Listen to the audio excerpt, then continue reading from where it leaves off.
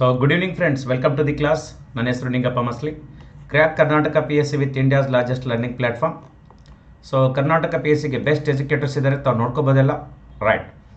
So Karnataka teaching exams for example KTET, GPS CTETಗೆ ಕೂಡ so launch ಮಾಡ್ತಾ ಇದ್ದೇವೆ. ಸ್ಪರ್ಧಾ ಅನಾವರಣ ಇರುತ್ತೆ ಸೋಮವಾರದಿಂದ ಶುಕ್ರವಾರದವರೆಗೆ. PCPSIಗೆ ಪ್ರೀ ಮಾರ್ಕ್ ಟೆಸ್ಟ್ ಚಾಂಪಿಯನ್ಶಿಪ್ ಇರುತ್ತೆ ನೋಡಿ ರೈಟ್. ಸೊ ಫಸ್ಟ್ 3 ರ್ಯಾಂಕ್ ಬಂದವರಿಗೆ 3 ಮಂತ್ ಸಬ್ಸ್ಕ್ರಿಪ್ಷನ್ ಫ್ರೀಯಾಗಿ ಸಿಗುತ್ತೆ. ಓಕೆ, ಸೊ ಬ್ಯಾಚ್ ಕೋರ್ಸ್ಗಳು ಕೂಡ ಸ್ಟಾರ್ಟ್ ಆಗಿದೆ. ಪಂಚಾಯತ್ ಬ್ಯಾಚ್ ಕೋರ್ಸ್ 11 ಫೆಬ್ರವರಿಯಿಂದ ಸ್ಟಾರ್ಟ್ ಆಗಿದೆ. ರೈಸ್ ಯುವರ್ ಹ್ಯಾಂಡ್ ಆಪ್ಷನ್ಸ್ ಇದೆ, ಇದನ್ನು ಸೊ ಪ್ರೀ ಕ್ಲಾಸಲ್ಲಿ ತಾವು ಯೂಸ್ ಮಾಡ್ಬೋದು. ಫುಲ್ ಕಂಪ್ಲೀಟ್ ಬೆನಿಫಿಟ್ ಸಿಗುತ್ತೆ. ಸೊ ಪ್ಲಸ್ ಬೆನಿಫಿಟ್ಸ್ ನೋಡಿ, ನಿಮ್ಮ ಸೊ ಫೇವ್ರೇಟ್ ಎಜುಕೇಟರಿಂದ ಕ್ಲಾಸನ್ನು ಕೇಳ್ಬೋದು. ಡೌಟ್ ಕ್ಲಿಯರಿಂಗ್ ಸೆಷನ್ ಇರುತ್ತೆ, ರೈಸ್ ಯುವರ್ ಹ್ಯಾಂಡ್ ಆಪ್ಷನ್ಸ್ ಇದೆ, ರೆಕಾರ್ಡಿಂಗ್ ಸೆಷನ್ ನೋಡ್ಬೋದು ರೈಟ್. ಸೊ 2 ಲ್ಯಾಂಗ್ವೇಜಲ್ಲಿ ಕನ್ನಡ ಮತ್ತು ಇಂಗ್ಲೀಷಲ್ಲಿ ಕೂಡ ಸಿಗುತ್ತೆ. ಎಲ್ಲ ಎಕ್ಸಾಮ್ಸ್ಗಳಿಗೆ ಹೆಲ್ಪ್ ಆಗುತ್ತೆ ರೈಟ್. ಪ್ಲಸ್ ಮತ್ತು ಫ್ರೀಗೆ ಡಿಫ್ರೆನ್ಸ್ ನೋಡಿ, ಪ್ಲಸ್ಸಲ್ಲಿ ಕಂಪ್ಲೀಟ್ ಸಿಲೆಬಸನ್ನು ಕವರ್ ಮಾಡಿಕೊಳ್ಳಾಗುತ್ತೆ. ಸೊ ಫ್ರೀಯಲ್ಲಿ ಲಿಮಿಟೆಡ್ ಇರುತ್ತೆ ರೈಟ್. ಸೊ ಇದಕ್ಕೆ ತಾವು ರೆಫರಲ್ ಕೋಡನ್ನು ಯೂಸ್ ಮಾಡಿ, ನಿಂಗೆಮ್ ಅಂತ ರೆಫರಲ್ ಕೋಡ್ ಇದೆ, ಅದನ್ನು ಯೂಸ್ ಮಾಡಿದ್ರೆ ಪ್ಲಸ್ ಕ್ಲಾಸು ತಾವು ಜಾಯ್ನ್ ಆಗ್ಬೋದು ಮತ್ತು ಪ್ರೀ ಕ್ಲಾಸನ್ನು ಕೂಡ ನೋಡ್ಬೋದು ಪ್ಲಸ್ ಕ್ಲಾಸಿಗೆ right. This is our academy. So let start today session. ಇವತ್ತಿನ ಸೆಷನ್ನು ವೆರಿ ಇಂಪಾರ್ಟೆಂಟ್ ನೋಡ್ರಿ. ಸೊ ನೆಕ್ಸ್ಟ್ ಖಂಡ ಭಾಳ ಒಂದು ಇಂಪಾರ್ಟೆಂಟ್ ಖಂಡ ಇದೆ. ಓಕೆ, ಸೊ ಇವತ್ತು ನಾವು ಸ್ಟಾರ್ಟ್ ಮಾಡೋದು ಆಫ್ರಿಕಾ ಖಂಡದ ಬಗ್ಗೆ ಡೀಟೇಲಾಗಿ ಹೇಳ್ತೇವೆ. ಆಫ್ರಿಕಾ ಖಂಡದ ಬಗ್ಗೆ ಸೊ ಏನೇನು ಆಫ್ರಿಕಾ ಆಯಿತು, ಸೌತ್ ಅಮೇರಿಕಾ, ಆಫ್ರಿಕಾ ಮುಗಿದಿದೆ, ಸೌತ್ ಅಮೇರಿಕಾ ಹೇಳ್ತೀವಿ. ಸೊ ಫುಲ್ ಡೀಟೇಲಾಗಿ ಸೌತ್ ಅಮೇರಿಕಾದ ಬಗ್ಗೆ ನಿಮಗೆ ಡಿಸ್ಕಷನ್ ಮಾಡೋಣ. ಓಕೆನಾ ರೈಟ್.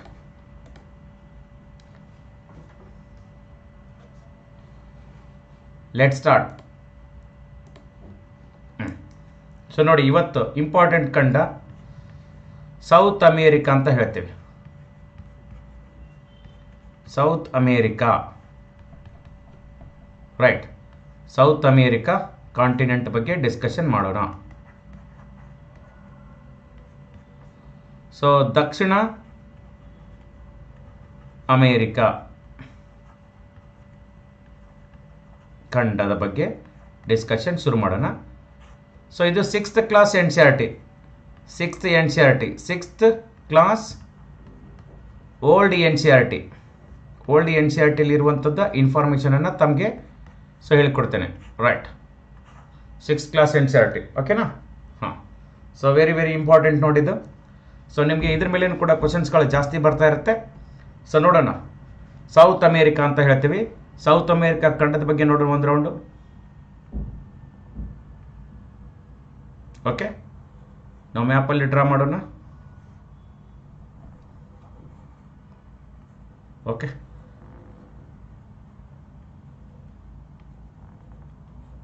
ಓಕೆ. ಸೊ ಏನಪ್ಪ ಅಂದರೆ ಇದು ಸೌತ್ ಅಮೇರಿಕಾ ಖಂಡ. ಹಾಂ ರೈಟ್. ಸೊ ನೋಡಿ, ಸೌತ್ ಅಮೇರಿಕಾ ಮತ್ತು ನಾರ್ತ್ ಅಮೇರಿಕನ್ನ ಬೇರ್ಪಡಿಸುವುದು, ಸೇರಿಸುವುದು ಅಂತ ಹೇಳಿದ್ರೆ ಸೊ ಪನಾಮಾ ಇಸ್ತಮಸ್ ಅಂತ ಹೇಳ್ತೀವಿ. ಇಲ್ಲಿ ಕಂಡು ಬರೋದು ಪನಾಮಾ ಇಸ್ತಮಸ್. ಪನಾಮಾ ಇಸ್ತಮಸ್ ಅಂದರೆ ಒಂದು ಚಿಕ್ಕದಾದ, ಇಸ್ತಮಸ್ ಅಂದರೆ ಏನಪ್ಪ ಅಂದರೆ, ಇಸ್ತಮಸ್ ಅಂತ ತೆಗೆದುಕೊಂಡಾಗ ನೋಡಿ, ಇಲ್ಲಿದೆ ನೋಡಿ, ಇಸ್ತಮಸ್ ಅಂದರೆ ಒಂದು ಚಿಕ್ಕದಾದ ಭೂರಾಶಿ, ಒಂದು ಚಿಕ್ಕದಾದ ಭೂರಾಶಿ, ಚಿಕ್ಕದಾದ ಭೂರಾಶಿ 2 ದೊಡ್ಡ ಭೂರಾಶಿಯನ್ನು ಸೇರಿಸುವುದು. ಚಿಕ್ಕದಾದ ಭೂರಾಶಿಯು ರೈಟ್ 2 ಭೂಪ್ರದೇಶವನ್ನು ಸೇರಿಸುವುದು ಅಂತ ಹೇಳ್ತೀವಿ. ಇದಕ್ಕೆ ನಾವು ಏನಂತ ಕರಿತೀವಿ, ಇಸ್ತಮಸ್ ರೈಟ್ ಆಯ್ತಾ. ಅಥವಾ 2 ಸಾಗರವನ್ನು ಕೂಡ ಬೇರ್ಪಡಿಸುವುದು, ಅಥವಾ 2 ಸಮುದ್ರವನ್ನು ಕೂಡ ಬೇರ್ಪಡಿಸುವುದು ಇಸ್ತಮಸ್.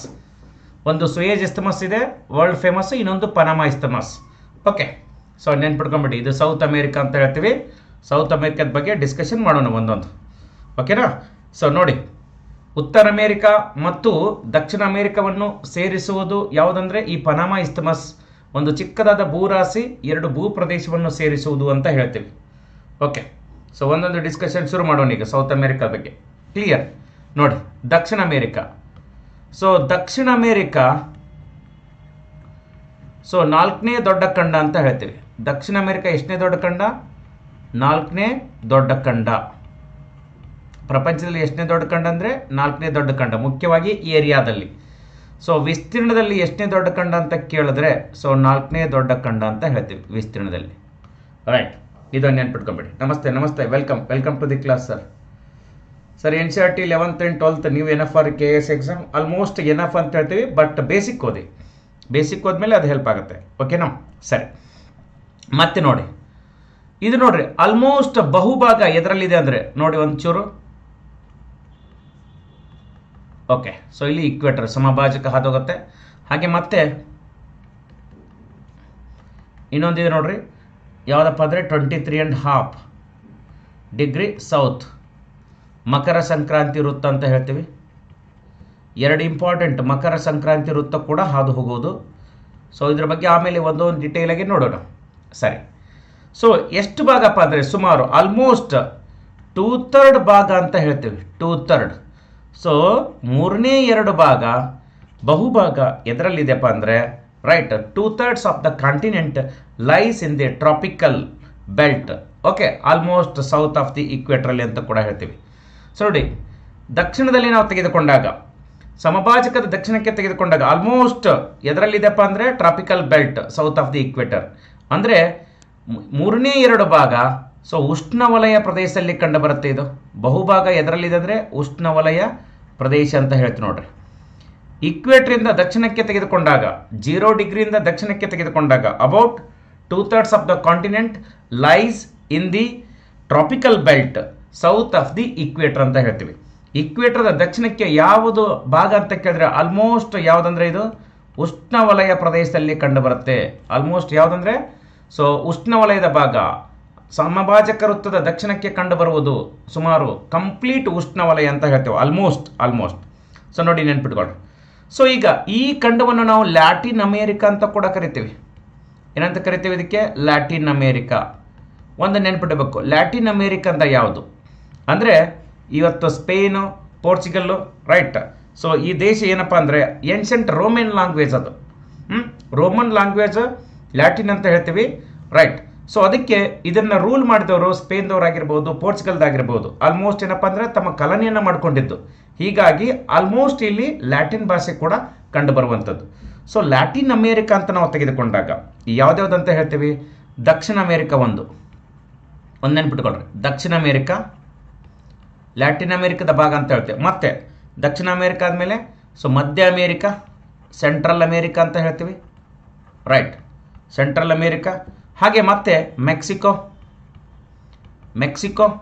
ಆಯ್ತು. ಮತ್ತೆ ಇದು ಆದಮೇಲೆ ವೆಸ್ಟ್ ಇಂಡೀಸ್ ಅಂತ ಹೇಳ್ತೀವಿ, ವೆಸ್ಟ್ ಇಂಡೀಸ್ ದ್ವೀಪಗಳು. ಸೊ ಇವು ಎಲ್ಲ ದ್ವೀಪಗಳು ವೆಸ್ಟ್ ಇಂಡೀಸ್ ದ್ವೀಪಗಳಾಗಿರ್ಬೋದು, ಮೆಕ್ಸಿಕೋ ಮತ್ತು ಮಧ್ಯ ಅಮೇರಿಕಾ, ದಕ್ಷಿಣ ಅಮೇರಿಕಾ, ನಾವು ಇದನ್ನೆಲ್ಲ ಸೇರಿಸಿ ಲ್ಯಾಟಿನ್ ಅಮೇರಿಕಾ ಅಂತ ಕರಿತೀವಿ. ಯಾವುದಂತ ಕರಿತೀವಿ? ಇದಕ್ಕೆ ಲ್ಯಾಟಿನ್ ಅಮೇರಿಕಾ ಅಂತ ಕೂಡ ಕರಿತೀವಿ. ಸೊ ಈ ಖಂಡದ ಸೊ ಭಾಷೆ ಯಾವುದಂತ ಕೇಳಿದ್ರೆ ಆಲ್ಮೋಸ್ಟ್ ಭಾಷೆ ಪ್ರಮುಖವಾಗಿ ಯಾವ್ದು ಭಾಷೆ ಬರುತ್ತಂದ್ರೆ ಇಲ್ಲಿ ಲ್ಯಾಟಿನ್ ಭಾಷೆಯನ್ನು ಮಾತಾಡ್ತಾರೆ. ಆಲ್ಮೋಸ್ಟ್ ಲ್ಯಾಟಿನ್ ಭಾಷೆ, ರೈಟ್. ಲ್ಯಾಟಿನ್ ಭಾಷೆ ಬಹುಭಾಗ ಲ್ಯಾಟಿನ್, ಫ್ರೆಂಚ್ ಆಗಿರ್ಬೋದು, ಓಕೆ ಸಾರಿ ಯಾವುದಂದ್ರೆ ಪರ್ಟಿಕ್ಯುಲರ್ ಪೋರ್ಚುಗೀಸು, ಸ್ಪ್ಯಾನಿಷು ಲ್ಯಾಂಗ್ವೇಜ್ ಹೆಚ್ಚು ಮಾತಾಡ್ತಾ ಇರ್ತಾರೆ ಇಲ್ಲಿ, ರೈಟ್. ಈ ಲ್ಯಾಟಿನ್ ಭಾಷೆ ಏನಪ್ಪ ಅಂದರೆ ಒಂದು ಹಳೆಯ ರೋಮನ್ ಭಾಷೆ ಅಂತ ಹೇಳ್ತೀವಿ. ಹಳೆಯ ಯಾವುದು? ರೋಮನ್ ಭಾಷೆ ಯಾವುದಪ್ಪ ಅಂದರೆ ಈ ಲ್ಯಾಟಿನ್ ಭಾಷೆ. ಒಂದು ನೆನ್ಪಿಟ್ಕೊಳ್ರಿ, ಲ್ಯಾಟಿನ್ ಭಾಷೆ ಅಂತೇಳಿ. It is a ancient language of Romans, right. ಅಂದರೆ ಇವತ್ತು ಇಟಲಿ ಆಗಿರ್ಬೋದು, ಓಕೆ. ಸೊ ಗ್ರೀಕ್ ಆಗಿರ್ಬೋದು, ಅಲ್ಲಿ ಒಂದು ಪ್ರಸಿದ್ಧ ಸೊ ಯಾವುದಪ್ಪ ಅಂದರೆ ಭಾಷೆ ಲ್ಯಾಟಿನ್ ಭಾಷೆ ಆಗಿತ್ತು. ಅದಕ್ಕೆ ಹಳೆಯ ರೋಮನ್ ಭಾಷೆ ಅಂತ ಕೂಡ ಹೇಳ್ತೀವಿ, ಕರೆಕ್ಟ್. ಓಕೆ, ಹಾಂ. ಮತ್ತೆ ಏನಪ್ಪ ಅಂದರೆ ಸೊ ಈ ಲ್ಯಾಟಿನ್ ಭಾಷೆ ನೋಡ್ರಿ ಆಲ್ಮೋಸ್ಟ್ ಇಂಡಿಯನ್ ಲ್ಯಾಂಗ್ವೇಜಸ್ ಸಂಸ್ಕೃತ ಅಂತ ಹೇಳ್ತೀವಿ. ಅನೇಕ ಯುರೋಪಿಯನ್ ಲ್ಯಾಂಗ್ವೇಜ್ಗಳು ಕೂಡ ಕಂಡು ಬರುತ್ತೆ. ಸಂಸ್ಕೃತ ಕೂಡ ಇನ್ಫ್ಲೂಯೆನ್ಸ್ ಇದೆ ಲ್ಯಾಟಿನ್ ಭಾಷೆಯಲ್ಲಿ, ಆಯಿತಾ? ಹಾಂ. ಸೊ ಅದಕ್ಕೆ ನಾವು ಹೇಗೆ ನಮ್ಮ ದೇಶ ನೋಡಿ, ನಮ್ಮ ದೇಶದಲ್ಲಿ ಸಂಸ್ಕೃತ ಭಾಷೆ ಅನೇಕ ನೋಡಿ ಇಂಡಿಯನ್ ಲ್ಯಾಂಗ್ವೇಜಸ್ ಪರ್ಟಿಕ್ಯುಲರ್ಲಿ ನಾವು ಸಂಸ್ಕೃತದಿಂದ ಕೂಡ ತೆಗೆದುಕೊಂಡಿವಿ. ಅದೇ ರೀತಿಯಾಗಿ ಸೊ ಯುರೋಪಿಯನ್ ಲ್ಯಾಂಗ್ವೇಜಸ್ ಬಂದಾಗ ದಿ ಸ್ಪ್ಯಾನಿಷ್ ಆಗಿರ್ಬೋದು, ಯುರೋಪಿಯನ್ ದೇಶದ ಭಾಷೆಗಳಾದಾಗ ಸ್ಪ್ಯಾನಿಷ್, ಪೋರ್ಚುಗೀಸ್, ರೈಟ್, ಪೋರ್ಚುಗೀಸ್ ಆಗಿರ್ಬೋದು, ಮತ್ತು ಫ್ರೆಂಚ್ ಆಗಿರ್ಬೋದು, ಮತ್ತು ಇಟಾಲಿಯನ್ ಅಂತ ಹೇಳ್ತೀವಿ. ಸೊ ಇವೆಲ್ಲ ಸೇರಿಸಿ ನಾವೇನು ಹೇಳ್ತೀವಿ? ಇವೆಲ್ಲ ಎದರಿಂದ ಡೆವಲಪ್ ಆಗಿದೆ? ಲ್ಯಾಟಿನ್ ಭಾಷೆ ಅಂತ ಹೇಳ್ತೀವಿ ಎಲ್ಲ. ದೀಸ್ ಲ್ಯಾಂಗ್ವೇಜಸ್ ಸ್ಪ್ಯಾನಿಷ್ ಆಗಿರ್ಬೋದು, ಪೋರ್ಚುಗೀಸ್ ಆಗಿರ್ಬೋದು, ಫ್ರೆಂಚ್ ಆಗಿರ್ಬೋದು, ಇಟಲಿ ಆಗಿರ್ಬೋದು, ಇವೆಲ್ಲ ಲ್ಯಾಟಿನ್ ಭಾಷೆಯಿಂದ ಬಂದಿವೆ ಅಂತ ಹೇಳ್ತೀವಿ. ಲ್ಯಾಟಿನ್ ಭಾಷೆಯಿಂದ ಬಂದಿವೆ. ಹೇಗೆ ನಮ್ಮ ದೇಶದಲ್ಲಿ ನಾವು ತೆಗೆದುಕೊಂಡಾಗ, ಸೊ ನಮ್ಮ ದೇಶದಲ್ಲಿ ನಾವು ಹೇಳ್ತೀವಿ, ನಮ್ಮ ದೇಶದಲ್ಲಿ ಈಗ ಅನೇಕ language, so Kannada, Tamil, Telugu, almost ಅನೇಕ ಬಹುಭಾಷೆಗಳು ಸಂಸ್ಕೃತದಿಂದ ಹೇಗೆ ಬಂದಿವೆ ಅಲ್ಲ, ಅದೇ ರೀತಿಯಾಗಿ ಸೊ ಇವತ್ತಿನ ಎಲ್ಲಿ ಸೌತ್ ಅಮೇರಿಕಾ ಖಂಡದ ಭಾಷೆ, ಲ್ಯಾಟಿನ್ ಭಾಷೆ ಯಾವುದ್ಯಾವುದಪ್ಪ ಅಂದರೆ ಸ್ಪ್ಯಾನಿಷು, ಪೋರ್ಚುಗೀಸು, ಫ್ರೆಂಚು, ಇಟಾಲಿಯನು, ಇದು ಎಲ್ಲ ಲ್ಯಾಟಿನ್ ಭಾಷೆಯ ಭಾಗ ಅಂತ ಕೂಡ ಹೇಳ್ತೀವಿ. ಲ್ಯಾಟಿನ್ ಭಾಷೆಯ ಭಾಗ ಅಂತ ಕೂಡ ಹೇಳ್ತೀವಿ. ಓಕೆ, ಸೊ ನೋಡೋಣ ಒಂದೊಂದು. ಓಕೆನಾ? ಹಾಂ, ಓಕೆ. ಅದಕ್ಕೋಸ್ಕರ ಇಲ್ಲಿ ಜನರು ಯಾವ ಭಾಷೆ ಅಂತ ಲ್ಯಾಟಿನ್ ಅಮೇರಿಕಾ ಅಂತ ಹೇಳ್ತೀವಿ. ಲ್ಯಾಟಿನ್ ಭಾಷೆ ಬಹುವಾಗಿ ಮಾತಾಡ್ತಾರೆ. ಫ್ರೆಂಚ್ ಮಾತಾಡ್ತಾರೆ, ಸ್ಪ್ಯಾನಿಷ್ ಮಾತಾಡ್ತಾರೆ, ಪೋರ್ಚುಗೀಸ್ ಮತ್ತು ಇಟಾಲಿಯನ್ ಭಾಷೆಯನ್ನು ಕೂಡ ಮಾತಾಡುವಂಥದ್ದು. ಸೊ ಮೇನ್ಲಿ ಎಲ್ಲಿಯವರು ಬಂದಿದ್ದಾರೆ ಅಂದರೆ ಕಾಲನಿ ನೋಡಿ. ಸೊ ಇಲ್ಲಿ ಯಾರು ಸೆಟಲ್ ಆಗಿದ್ದಾರಪ್ಪ ಅಂದರೆ ಪೋರ್ಚುಗೀಸರು ಮತ್ತು ಸ್ಪೇನು ಬಹುಭಾಗ ಈ ಖಂಡವನ್ನು ಸೊ ತಮ್ಮ ಕಾಲನಿ ಮಾಡ್ಕೊಂಡಿದ್ರು. ಯಾರು? ಸ್ಪೇನ್ ಮತ್ತು ಪೋರ್ಚುಗೀಸ್ ಅವರು. ಸೊ ನೆನ್ಪಿಟ್ಕೊಂಬೇಡಿ, ರೈಟ್? ಅದಕ್ಕೆ ಏನು ಹೇಳ್ತೀವಿ, ಈ ಖಂಡವನ್ನು ನಾವು ಲ್ಯಾಟಿನ್ ಖಂಡ ಅಂತ ಕೂಡ ಕರಿತೀವಿ. ಓಕೆನಾ? ಸೊ ಲ್ಯಾಂಡ್ ಯಾವ ರೀತಿ ಇದೆ ನೆನ್ಪಿಟ್ಕೊಳ್ರಿ. ಏನೇನಿದೆ ಲ್ಯಾಂಡ್ ಅಂತ ನೋಡೋಣ. ಸೊ ಭೌಗೋಳಿಕ ಲಕ್ಷಣಗಳು, ರೈಟ್? ಈ ದೇಶದ ಭೌಗೋಳಿಕ ಲಕ್ಷಣಗಳು ಅಂತ ತಗೊಳ್ಳೋಣ. ಫಿಸಿಕಲ್, ಈ ಖಂಡದ, ದೇಶ ಅಲ್ಲ ಖಂಡ, right? Physical divisions of south America ಅಂತ ಹೇಳ್ತೇವೆ. Physical, so divisions of south America, right? So ದಕ್ಷಿಣ ಅಮೇರಿಕಾದ ಸೊ ಭೌಗೋಳಿಕ ವಿಭಾಗಗಳು, ರೈಟ್? ಅಥವಾ ಭೌಗೋಳಿಕ ಲಕ್ಷಣಗಳು ಯಾವ್ದ್ಯಾವ್ದಿದೆ ಸೌತ್ ಅಮೇರಿಕಾದ ನೋಡೋಣ ಒಂದೊಂದು. ಯಾವ್ದ್ಯಾವ್ದು ಕಂಡು ಬರುತ್ತೆ? ಮುಖ್ಯವಾಗಿ ಭೌಗೋಳಿಕ ವಿಭಾಗಗಳಂತೂ ಕೂಡ ಹೇಳ್ತೀವಿ. ಭೌಗೋಳಿಕ ವಿಭಾಗಗಳು, ಓಕೆ. ಸೊ ಯಾವ್ದ್ಯಾವ್ದು ವಿಭಾಗಗಳು ಕೂಡ ನಮ್ಮಲ್ಲಿ ಇಲ್ಲಿ ಕಂಡು ಬರುವಂಥದ್ದು ಎಲ್ಲಿ? ಸೌತ್ ಅಮೇರಿಕಾದಲ್ಲಿ. ಸೊ ನೋಡೋಣ ಒಂದೊಂದು. ಏನಿದೆ ಬಹುವಾಗಿ? Number 1, right? ಸೊ ಪಶ್ಚಿಮದ ಕರಾವಳಿ ತೀರ, ವೆಸ್ಟರ್ನ್ ಕೋಸ್ಟಲ್ ಸ್ಟ್ರಿಪ್ ಅಂತ ಹೇಳ್ತೀವಿ. ನೋಡಿ ಕ್ಲೀನಾಗಿ ಬರ್ಕೊಳ್ರಿ. ವೆಸ್ಟರ್ನ್ ಕೋಸ್ಟಲ್ ಸ್ಟ್ರಿಪ್, ಸ್ಟ್ರಿಪ್ ಅಂತ ಹೇಳ್ತೀವಿ. ಅಂದರೆ ಏನು? ಪಶ್ಚಿಮದ, ರೈಟ್?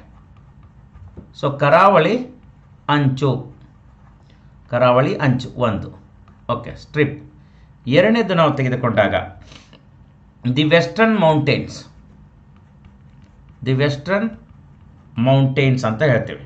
ಓಕೆ, ಪಶ್ಚಿಮದ ಪರ್ವತಗಳು, ಆ್ಯಂಡೀಸ್ ಪರ್ವತಗಳು, ಪಶ್ಚಿಮದ, ರೈಟ್? ಸೊ ಪರ್ವತಗಳು ಅಂತ ಕೂಡ ಹೇಳ್ತೀವಿ, ಪರ್ವತಗಳು. ಓಕೆ. ಸೊ ಮೂರನೇದು ನಾವು ತೆಗೆದುಕೊಂಡಾಗ, ಮೂರನೇದು ವೆರಿ ಇಂಪಾರ್ಟೆಂಟ್, ಸೆಂಟ್ರಲ್ ಪ್ಲೇನ್ಸ್ ಅಂತ ಹೇಳ್ತೀವಿ. ನದಿಗಳಿಂದ ನಿರ್ಮಿತವಾಗಿರುವಂಥ ಒಂದು ಪ್ಲೇನ್ಸ್ ಕೂಡ, ಮಧ್ಯದ ಮೈದಾನಗಳು, ಒರಿನೋಕೋ ಬೇಸಿನ್ ಆಗಿರ್ಬೋದು, ರೈಟ್? ಅನೇಕ ನದಿಗಳು ಬರುತ್ತೆ. ಓಕೆನಾ? ಸೊ ರೇಡ, ಲಾ ಪ್ಲಾಟ, ಪರುಗೆ ಮತ್ತು ಪರಾಣೆ ಆಗಿರ್ಬೋದು, ಮಧ್ಯದ ಮೈದಾನಗಳು, ಮಧ್ಯದ ಮೈದಾನಗಳು. ಮ್ಯಾಪಲ್ಲಿ ನೋಡೋಣ ಡೀಟೇಲ್ ಆಗಿ. ಓಕೆ. ಸೊ ಇನ್ನೂ ಒಂದು ಏನಪ್ಪ ಅಂದರೆ ನಾಲ್ಕನೇದು ನಾವು ತೆಗೆದುಕೊಂಡಾಗ eastern Highlands, right? Eastern Highlands ಇವು ಇಂಪಾರ್ಟೆಂಟ್. ಏನಪ್ಪ ಅಂದರೆ ಭೌಗೋಳಿಕ ವಿಭಾಗಗಳು. ಪೂರ್ವದ ಎತ್ತರದ ಪ್ರದೇಶ ಅಂತ ಹೇಳ್ತೀವಿ, ಪೂರ್ವದ ಎತ್ತರದ ಪ್ರದೇಶಗಳು, ರೈಟ್?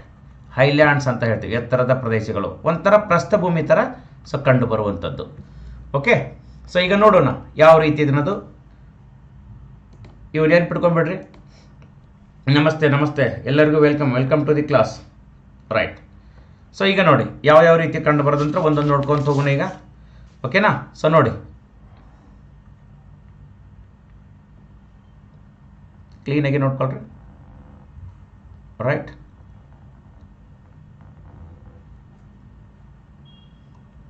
ಓಕೆ. ಈ ಖಂಡದ ನೋಡೋಣ ಒಂದೊಂದೊಂದೊಂದು ಯಾವ ರೀತಿ ಅನ್ನೋದು. ಸೊ ಮೊದಲನೇದಾಗಿ ನೋಡ್ರಿ, ಏನು ಹೇಳಿದ್ದೇವೆ ನಾವು? ಸೊ ಮೊದಲನೇದು ವೆಸ್ಟರ್ನ್ ಕೋಸ್ಟಲ್ ಸ್ಟ್ರಿಪ್ ಅಂತ ಹೇಳ್ತೀವಿ. ಓಕೆ. ಸೊ ನೋಡಿ ಈ ಸ್ಟ್ರಿಪ್ ಕಂಡು ಬರೋದು ವೆಸ್ಟರ್ನ್, ಪಶ್ಚಿಮದ ಒಂದು ನ್ಯಾರೋ ಸ್ಟ್ರಿಪ್ ಬರುತ್ತೆ. ನ್ಯಾರೋ ಸ್ಟ್ರಿಪ್, ಭಾಳ ಚಿಕ್ಕ, ದೊಡ್ಡದೇನಿಲ್ಲ, ಭಾಳ ಚಿಕ್ಕದಿದೆ, right? Western coastal strip. Okay. ಹಾಂ. ನಾರ್ತಿಂದ ಸೌತ್ ಗ್ರೇಟ್ ವೇರಿಯೇಷನ್, ಒಂದು ಕಡೆ ಹೆಚ್ಚಿರುತ್ತೆ, ಒಂದು ಕಡೆ ಅಗಲಿರುತ್ತೆ. ಇದಕ್ಕೆ ನಾವು ಏನಂತ ಕರಿತೀವಿ? Western coastal strip. Okay, western coastal strip.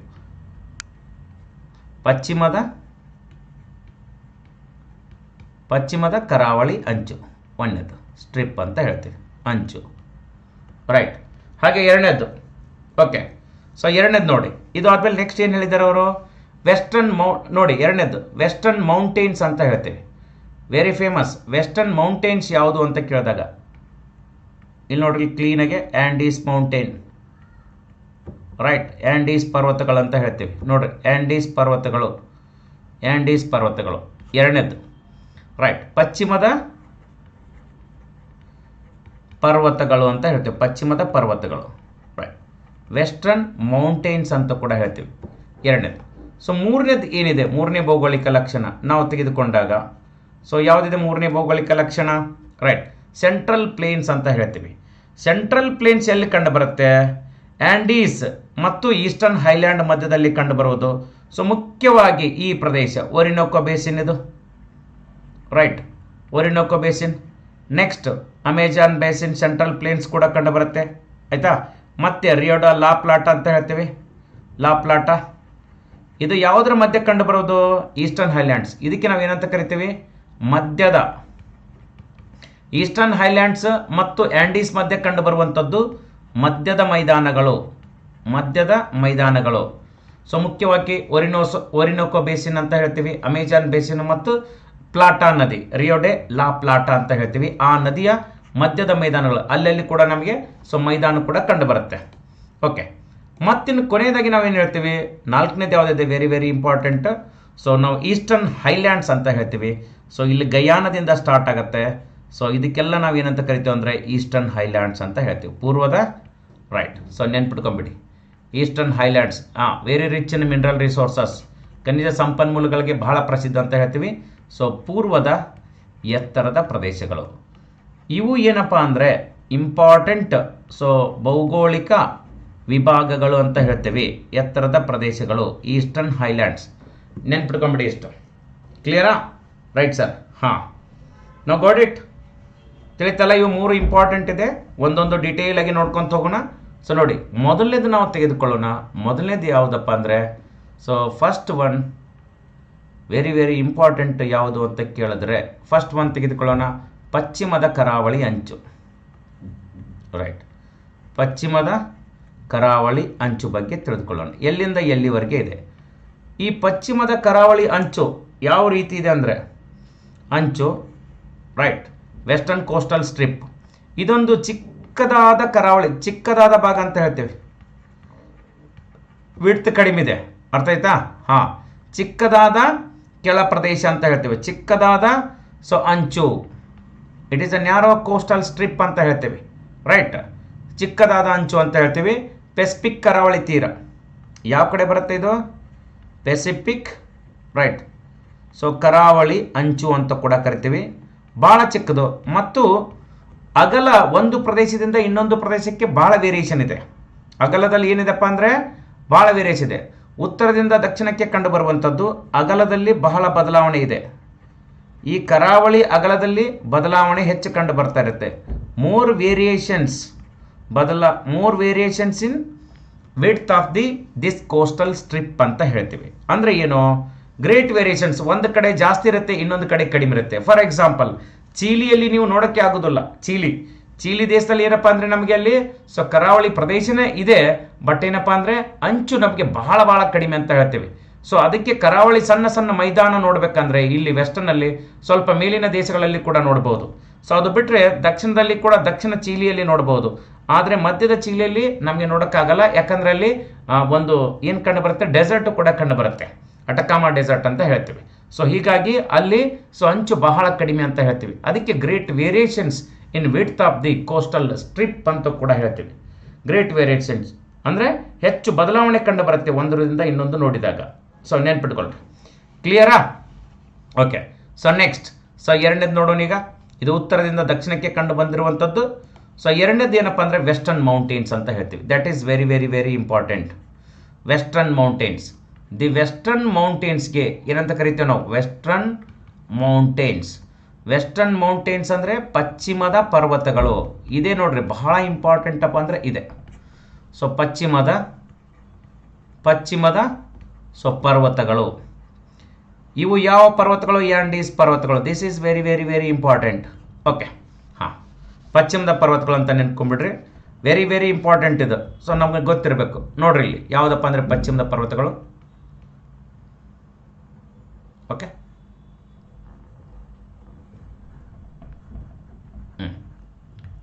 Right. ಹಾಂ, ಸೊ ಪಶ್ಚಿಮದ ಪರ್ವತಗಳು ಯಾವುದಂದ್ರೆ ಆ್ಯಂಡೀಸ್ ಪರ್ವತಗಳು ಅಂತ ಹೇಳ್ತೀವಿ ನೋಡ್ರಿ.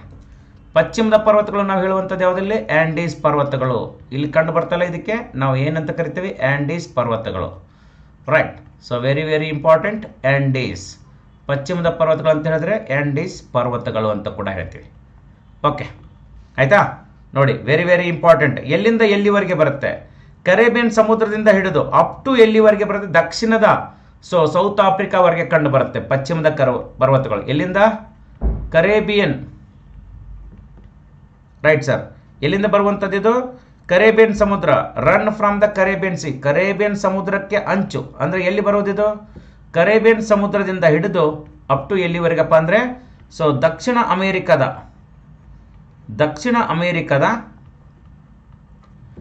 ದಕ್ಷಿಣ ತುದಿವರೆಗೆ ಕೂಡ ಬಂದು ಬರೋದು. ದಕ್ಷಿಣ ತುದಿವರೆಗೆ ಹರಡಿದೆ ಅಂತ ಹೇಳ್ತೇವೆ. ರೈಟ್. ಸೊ ಕರೇಬಿಯನ್ ಸಮುದ್ರಪ್ಪ ಅಂದ್ರೆ ಸಮುದ್ರದಿಂದಲ್ಲ, ಸಮುದ್ರದ ಅಂಚು. ರೈಟ್. ಸೊ ಕರಾವಳಿ ಬರುತ್ತೆ ಕರೇಬಿಯನ್ ಸಿ ಅಂತ ಹೇಳಿದ್ರೆ. ರೈಟ್. ಸಾಧಾರಣ ಟಿಪ್ವರೆಗೆ. ಇದಕ್ಕೆ ನಾವು ಏನಂತ ಕರಿತೇವೆ ಅಂದರೆ ಇವು ಆ್ಯಂಡೀಸ್ ಪರ್ವತಗಳಂತ ಕೂಡ ಕರಿತೀವಿ. ಆ್ಯಂಡೀಸ್ ಪರ್ವತಗಳು ಏನಂತ ಕರಿತೀವಿ? ಇದಕ್ಕೆ ಆ್ಯಂಡೀಸ್ ಪರ್ವತಗಳಂತ ಕೂಡ ಕರಿತೀವಿ. ಈ ಆ್ಯಂಡೀಸ್ ಪರ್ವತಗಳೇನಪ್ಪ ಅಂದರೆ ಜಗತ್ತಿನ ಅತ್ಯಂತ ಉದ್ದವಾದ ಪರ್ವತ ಶ್ರೇಣಿ ಅಂತ ಹೇಳ್ತೀವಿ. ಅತ್ಯಂತ ಉದ್ದವಾದ ಪರ್ವತ ಶ್ರೇಣಿ. ರೈಟ್. ಪರ್ವತ ಶ್ರೇಣಿ ಅಂತ ಹೇಳ್ತೀವಿ. ಓಕೆ. ಈ ಪರ್ವತಗಳು ಎದರಿಂದ ಉಗಮವಾಗಿದೆಪ್ಪ ಅಂದರೆ ಭೂಫಲಕಗಳ ಚಲನೆ ಅಂತ ಹೇಳ್ತೀವಿ. These are the Young fold mountains ಅಂತ ಹೇಳ್ತೀವಿ. ಓಕೆನಾ? ಇವು ಎಂಥದ್ದು? ತರುಣ ಮಡಿಕೆ ಪರ್ವತಗಳು, ಫೋಲ್ಡ್ ಮೌಂಟೇನ್ಸ್. ಯಾವ ಪರ್ವತಗಳು ಇವು? ತರುಣ ಮಡಿಕೆ ಪರ್ವತಗಳು ಅಂತ ಹೇಳ್ತೀವಿ. ಮಡಿಕೆ ಪರ್ವತಗಳು, ಫೋಲ್ಡ್ ಮೌಂಟೇನ್ಸ್ ಅಂತ ಹೇಳ್ತೀವಿ. ಯಾವ ಅವಧಿಯಲ್ಲಿ ಉಗಮವಾಯಿತು ಅಂತ ಕೇಳಿದ್ರೆ ಈ ಪರ್ವತಗಳು ನಾವು ತೆಗೆದುಕೊಂಡಾಗ ಅಲ್ಪೈನ್ ಏಜ್ ಅಂತ ಕೂಡ ಹೇಳ್ತೀವಿ. ಅಲ್ಪೈನ್. ಓಕೆ. ಅಲ್ಪೈನ್ ಯುಗದಲ್ಲಿ ನಿರ್ಮಿತವಾಗಿರುವಂಥದ್ದು ಅಂತ ಕೂಡ ಹೇಳ್ತೀವಿ. ಇದು ಸುಮಾರು 35 ಮಿಲಿಯನ್ ವರ್ಷಗಳ ಹಿಂದೆ ನಿರ್ಮಿತವಾದಂಥ ಪರ್ವತ ಶ್ರೇಣಿ ಅಂತ ಹೇಳ್ತೀವಿ. ಅಲ್ಪೈನ್ ಎರಾ ಅಂತ ಕೂಡ ಹೇಳ್ತೀವಿ. ಅಲ್ಪೈನ್ ಎರಾ ಅಂತ ಹೇಳ್ಬೋದು. ಅಲ್ಪೈನ್ ಎರಾ ಅಥವಾ ಅಲ್ಪೈನ್ ಅವಧಿಯಲ್ಲಿ ಅಂತ ಹೇಳ್ತೀವಿ. ಅಂದರೆ ಸುಮಾರು 35 ಮಿಲಿಯನ್ ವರ್ಷಗಳ ಹಿಂದೆ ನಿರ್ಮಿತವಾಗಿರುವುದು. ಯಾವಾಗಪ್ಪ ಅಂದರೆ 35 ಮಿಲಿಯನ್ ವರ್ಷಗಳ ಹಿಂದೆ ನಿರ್ಮಿತವಾಗಿರುವುದು. ಭೂಫಲಕಗಳ ಚಲನೆಯಿಂದಾಗಿದೆ. ಭೂಫಲಕಗಳ ಒಮ್ಮುಖ ಚಲನೆಯಿಂದ ಅಂತ ಹೇಳ್ತೀವಿ. ಯಾವ ಚಲನೆಯಿಂದಪ್ಪ ಅಂದರೆ these Andes are fold mountains are formed due to plate tectonics when two plates are converges with one another. ಎರಡು ಭೂಫಲಕಗಳ ಒಮ್ಮುಖ ಚಲನೆಯಿಂದ ಆಗಿರುವಂಥದ್ದು. ನೋಡಿ, ಒಂದು ಪೆಸಿಫಿಕ್ ಪ್ಲೇಟ್, ಓಕೆನಾ, ಇನ್ನೊಂದೇನು ಸೌತ್ ಅಮೆರಿಕಾ ಪ್ಲೇಟ್. ಎರಡು ಸಂಧಿಯಾದಾಗ ನಮಗೆ ಆಗಿರುವಂಥದ್ದು ಯಾವುದಪ್ಪ ಅಂದರೆ ಒಂದು ಕಾಂಟಿನೆಂಟಲ್ ಇದೆ, ಕಾಂಟಿನೆಂಟಲ್ ಕ್ರಸ್ಟ್ ಅಂತ ಹೇಳ್ತೀವಿ. ಒಂದು CC, ಇನ್ನೊಂದು OC ಅಂದರೆ ಓಷಾನಿಕ್ ಕ್ರಸ್ಟ್, ಸಾಗರಿಕ ಭೂಫಲಕ ಮತ್ತು ಭೂಪ ಕವಚ ಅಂತ ಹೇಳ್ತೀವಿ. ಎರಡು ಸಂಧಿಯಾದಾಗ ನಮಗೆ ಮಡಿಕೆ ಪರ್ವತ ಆಗಿರುವಂಥದ್ದು. ಒಂದು ಪ್ಲೇಟ್ ಕೆಳಗೆ ಹೋಗುತ್ತೆ, ಇನ್ನೊಂದು ಪ್ಲೇಟ್ ಮೇಲೆ ಬರುತ್ತೆ. ಹೀಗಾಗಿ ಮಡಿಕೆ ಪರ್ವತ. ಹಿಮಾಲಯ ಹೇಗೆ ನಿರ್ಮಾಣ ಆಗಿದೆಯಲ್ಲ ಅದೇ ರೀತಿ. ಬಟ್ ಇಲ್ಲಿ ಏನಪ್ಪ ಅಂದರೆ ಒಂದು ಓಷಾನಿಕ್ ಪ್ಲೇಟ್ ಇದೆ, ಇನ್ನೊಂದು ಕಾಂಟಿನೆಂಟಲ್ ಪ್ಲೇಟ್ ಇದೆ. ಎರಡು ಸಂಧಿಯಾದಾಗ ನೋಡಿ, ಒಂದು ಪ್ಲೇಟ್ ಇನ್ನೊಂದು ಪ್ಲೇಟ್. ಈಗ ಸಾಗರಿಕ ಪ್ಲೇಟ್ ಏನಾಗುತ್ತೆ? ಡೆನ್ಸಿಟಿ ಜಾಸ್ತಿ ಇದೆ, ಕೆಳಗೆ ಹೋಗುತ್ತೆ. ಸೌತ್ ಅಮೆರಿಕಾ ಪ್ಲೇಟ್ ಎಲ್ಲಿ ಬರುತ್ತೆ? ಮೇಲೆ ಬರುತ್ತೆ. ಮಧ್ಯದಲ್ಲಿ ಏನಾಗತ್ತಪ್ಪ ಅಂದರೆ ವಸ್ತುಗಳು ಫೋಲ್ಡ್ ಆಗುತ್ತೆ, ಕಂಪ್ರೆಸ್ ಆಗಿ ಫೋಲ್ಡ್ ಆಗುವಂಥದ್ದು. ಇದಕ್ಕೆ ನಾವು ಮಡಿಕೆ ಪರ್ವತಗಳು ಎಂದು ಕೂಡ ಕರಿತೀವಿ. ಏನಂತ ಕರಿತೀವಿ? ಇದಕ್ಕೆ ಮಡಿಕೆ ಪರ್ವತಗಳು ಎಂದು ಕೂಡ ಕರಿತೀವಿ. ಒಂದು ಪಾಯಿಂಟ್ ನೆನ್ಪಿಟ್ಕೊಳ್ರಿ. ಓಕೆನಾ? Very very important. ಇದನ್ನು ನಾವು ಏನಂತ ಕರಿಬೋದು? ಯಂಗ್ ಫೋಲ್ಡ್ ಮೌಂಟೇನ್ಸ್ ಅಂತೂ ಕೂಡ ಕರಿತೀವಿ. ಇದಕ್ಕೆ ಯಂಗ್ ಫೋಲ್ಡ್ ಮೌಂಟೇನ್ಸ್ ಅಂದರೆ ಇತ್ತೀಚೆಗೆ. ಯಂಗ್ ಫೋಲ್ಡ್ ಮೌಂಟೇನ್ಸ್ ಅಂದರೆ ಏನು ಅಂದರೆ ತರುಣ ಮಡಿಕೆ ಪರ್ವತಗಳು. ಎಂಥ ಪರ್ವತಗಳು ಇವು? ತರುಣ ಮಡಿಕೆ ಪರ್ವತಗಳು. ಯಾವ ಪರ್ವತಗಳು? ತರುಣ ಮಡಿಕೆ ಪರ್ವತಗಳು ಅಂತ ಹೇಳ್ತೀವಿ ಇದಕ್ಕೆ.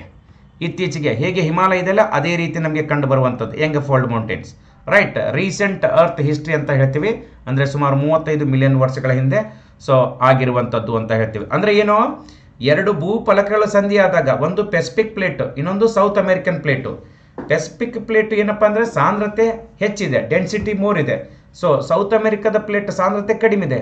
ಒಂದು ಪ್ಲೇಟ್ ಸಬ್ಡಕ್ಟೆಡ್ ಅಂಡರ್ ದ ಅಸ್ಥೆನೋಸ್ಫಿಯರ್, ಇನ್ನೊಂದು ಪ್ಲೇಟು ಮೇಲೆ ಬರುತ್ತೆ, ಅದರ ಮಧ್ಯದಲ್ಲಿರೋ ವಸ್ತು ಏನಾಯಿತು, ಮಡಿಕೆ ರೂಪದಲ್ಲಿ ಕಂಡು ಬಂತು ಅಂತ ಹೇಳ್ತೀವಿ. ಹೀಗಾಗಿ ಇದನ್ನು ನಾವು ಮಡಿಕೆ ಪರ್ವತ. ಈ ರೀತಿ ನೋಡ್ರಿ, ಈಗ ಒಂದು ಪ್ಲೇಟ್ ಇದೆ, plate number 1, so plate number 2. Okay, right. So ಇದ್ರ ಏನಾಗುತ್ತೆ ಅಂದರೆ ಎರಡು ಕನ್ವರ್ಜ್ ಆಗ್ತಾ ಇದೆ. ಸೊ ಇದ್ರ ಮಧ್ಯದಲ್ಲಿ ಸೆಡಿಮೆಂಟ್ಸ್ ಆಗಿ ಇರ್ಬೋದು, ಸಂಚನೆ ಇರುತ್ತೆ, ವಸ್ತುಗಳ ಸಂಗ್ರಹಣೆ ಆಗಿರುತ್ತೆ. ಇವು ಎರಡು ಎದ್ರ ಮೇಲೆ ತೇಲ್ತಾ ಇಡತ್ತೆ, ಅಸ್ಟೆನೋಸ್ಫೇರ್ ಮೇಲೆ ಕಂಡು ಬರೋದು. ಎದ್ರ ಮೇಲೆ ಇದೆ ಅಂದರೆ ಅಸ್ಟೆನೋಸ್ಫೇರ್ ಅಂತ ಹೇಳ್ತೀವಿ. ಸೊ ನೋಡ್ರಿ, ಇದು ಯಾವುದಂದ್ರೆ ಪೆಸಿಫಿಕ್ ಪ್ಲೇಟ್, ಪೆಸಿಫಿಕ್ ಭೂಫಲಕ. ಓಕೆ, ಸೊ ಇದು ಯಾವುದಪ್ಪ ಅಂದರೆ ಸೌತ್ ಅಮೇರಿಕಾ, ದಕ್ಷಿಣ ಅಮೇರಿಕಾ ಭೂಫಲಕ. ಇವು ಎರಡು ಏನಾಗ್ತಾ ಇದೆ, ಒಮ್ಮುಖ ಚಲನೆಯಿಂದ ಬಂದಾಗ, ಫಾರ್ ಎಕ್ಸಾಂಪಲ್ ಇದು ನಾವು ಪೆಸಿಫಿಕ್ ಅಂತ ತಗೊಳ್ಳೋಣ. ಸೊ ಇದು ನಾವು ದಕ್ಷಿಣ ಅಮೇರಿಕಾದ ಭೂಫಲಕ ಅಂತ ಹೇಳ್ತೀವಿ. ಒಂದು ಪ್ಲೇಟ್ ಎಲ್ಲಿ ಹೋಗುತ್ತೆ, ಈಗ ಮ್ಯಾಗ್ಮಾ ಯಾವಾಗಲೂ ಮೇಲೆ ಬರ್ತಾ ಇರುತ್ತೆ, ರೈಟ್. ಅಪ್ಪರ್ ಮ್ಯಾಂಟಲ್ಲಿರುವಂಥ ಮ್ಯಾಗ್ಮಾ ರೈಸಿಂಗ್ ಆದಾಗ ಸ್ವಲ್ಪ ಏನಾಗುತ್ತೆ, ಅಸ್ಟೆನೋಸ್ಫೇರ್ ಬೆಂಡ್ ಆದರೆ ಅಕಸ್ಮಾತ್ ಏನಾಗುತ್ತೆ ಅಂದರೆ ಬೆಂಡ್ ಆಗುತ್ತೆ. ಅಸ್ಟೆನೋಸ್ಫೇರ್ ಒಂದು ಪ್ಲಾಸ್ಟಿಕ್ ವರ್ತನೆ. ಅಸ್ಟೆನೋಸ್ಫೇರ್ ಬೆಂಡ್ ಆಯ್ತಪ್ಪ ಅಂದರೆ ಒಂದು ಪ್ಲೇಟ್ ಕೆಳಗೆ ಕುಸಿಯುತ್ತೆ, ಇನ್ನೊಂದು ಪ್ಲೇಟ್ ಅದ್ರ ಮೇಲೆ resting on the other plate, ಇನ್ನೊಂದು ಪ್ಲೇಟ್ ಮೇಲೆ ಕಂಡು ಬರೋದು. ಈಗ ಏನಾಗತ್ತಂದ್ರೆ ಇಲ್ಲಿ ಇದೇ ಏನಾಗತ್ತಂದ್ರೆ ರೈಟ್, ಈ ಪೆಸಿಫಿಕ್ ಪ್ಲೇಟ್ ಏನಪ್ಪ ಅಂದರೆ ಸಬ್ಡಕ್ಟೆಡ್, ಎಲ್ಲಿ ಹೋಗುತ್ತೆ ಇದು, ಕೆಳಗೆ ಕುಸಿಯುವುದು ಅಂತ ಹೇಳ್ತೀವಿ. ಪೆಸಿಫಿಕ್ ಪ್ಲೇಟು ಎಲ್ಲಿ ಕೆಳಗೆ ಕುಸಿಯುತ್ತೆ, ರೈಟ್. ಹಾಂ, ಅದೇ ನಮಗೆ ನೆಕ್ಸ್ಟ್ ನಾವು ತೆಗೆದುಕೊಂಡಾಗ, ಫಾರ್ ಎಕ್ಸಾಂಪಲ್ ಇದು ಯಾವ plate, south America plate, right. South America plate ಮೇಲೆ ಬರುತ್ತೆ, ಪೆಸಿಫಿಕ್ ಪ್ಲೇಟು ಕೆಳಗೆ ಬಂದು, ಸೊ ಇವುಗಳ ಮಧ್ಯದಲ್ಲಿ ನಿರ್ಮಿತವಾಗಿರುವಂತೆ ಮಡಿಕೆ ಪರ್ವತ ಅಂತ ಹೇಳ್ತೇವೆ. ಇದು ವಸ್ತುಗಳು ಏನಾಗುತ್ತೆ, ಕಂಪ್ರೆಸ್ ಆಗುತ್ತೆ, ಕಂಪ್ರೆಷನಲ್ ಫೋರ್ಸ್ ಆದಾಗ ಸೊ ಏನಾಗುತ್ತೆ ಅಂದರೆ ಮಡಿಕೆ ಪರ್ವತಗಳಾದವು. Pacific plate subducted under the asthenosphere and south American plate resting on the Pacific plate ಅಂತ ಹೇಳ್ತೀವಿ. ಸೊ ಪೆಸಿಫಿಕ್ ಭೂಫಲಕ ಅಸ್ಟೆನೋಸ್ಫೇರ್ ಕೆಳಗಡೆ ಕುಸಿತ ಉಂಟಾಗತ್ತೆ. ಸೊ ಮತ್ತೆ ಸೌತ್ ಅಮೇರಿಕದ ಭೂಫಲಕ ಏನಾಗುತ್ತೆ ಅಂದರೆ ಈ ಪೆಸಿಫಿಕ್ ಪ್ಲೇಟೇ ಕಂಡು ಬರುತ್ತೆ, ಮೇಲೆ ನಿಂತದ ಹಾಗೆ ಕಂಡು ಬರೋದು. ಅದರ ಮಧ್ಯದಲ್ಲಿರುವ ವಸ್ತುಗಳು ಸಂಕುಚಿತಗೊಂಡು ಏನಾಗುತ್ತೆ ಅಂದರೆ ಫೋಲ್ಡ್ ಆಗುವಂಥದ್ದು ಅಂತ ಹೇಳ್ತೀವಿ, ಫೋಲ್ಡ್ ಆಗುವಂಥದ್ದು. ಸೊ ಜಸ್ಟ್ ಲೈಕ್ ಹಿಮಾಲಯ ಥರನೇ ಇದು ನಿರ್ಮಿತವಾಗಿರುವಂಥದ್ದು, ರೈಟ್. ಸೊ ಇಷ್ಟು ನೆನ್ಪಿಟ್ಕೊಳ್ರಿ, ಇದು ತಿಳಿತಾ ಯಾವ ರೀತಿ ಅನ್ನೋದು. ಓಕೆ, ಫೋಲ್ಡ್ ಮೌಂಟೇನ್ಸ್ ಗೊತ್ತಾಯ್ತಾ ಇದು. ಸೊ ನೆನ್ಪಿಟ್ಕೋಬೇಕು. ಅದಕ್ಕೆ ನೋಡ್ರಿ, ಈ ಆ್ಯಂಡೀಸ್ ಪರ್ವತಗಳು ಎಷ್ಟು ದೇಶಗಳಲ್ಲಿ ಹರಡಿವೆ ಅಂತ ಕೇಳ್ತಾನೆ.